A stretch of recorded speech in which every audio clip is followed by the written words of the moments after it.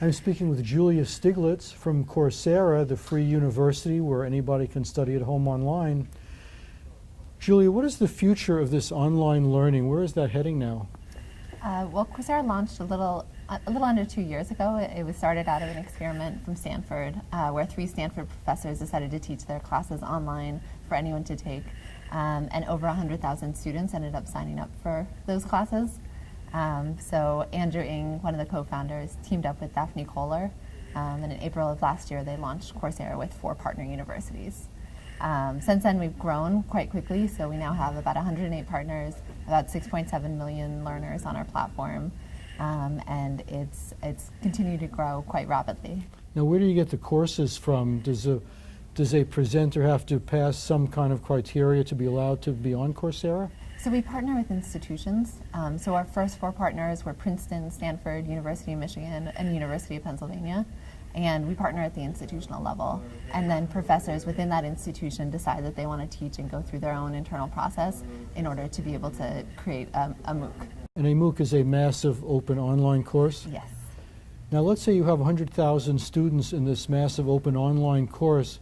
Who grades them? That's a great question, because a teaching assistant definitely would not want to do that. All of it is automated. So we can do automated assessments.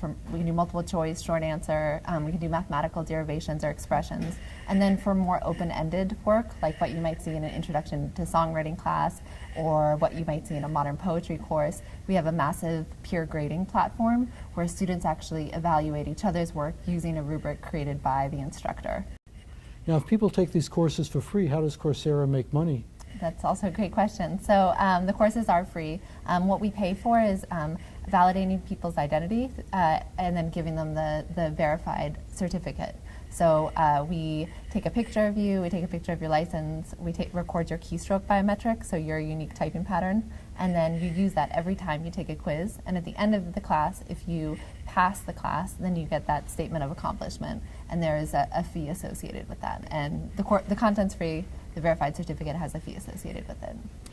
In a regular class, if somebody doesn't understand something, they raise their hand and the teacher calls on them. But if you're one of 100,000 students, how do you get the teacher's attention? It's not necessarily that you get the teacher's attention, but you have 100,000 classmates whose attention you can get. And so you can go to the forums and ask a question, and the best questions get voted up. The median response time is about 22 minutes to get your question answered. And you have experts in that community that can really help you and help you learn.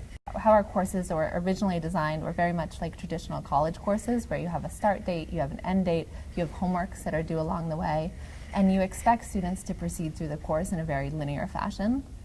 But how people engage on the internet and how lifelong learners want to engage in the content is very different. So we see learners come into our platform and they watch all the videos but don't do any of the assignments, or they watch one module but not all of the modules. And so making our platform more flexible to accommodate a real diversity of learners is one of the challenges that we're currently working on.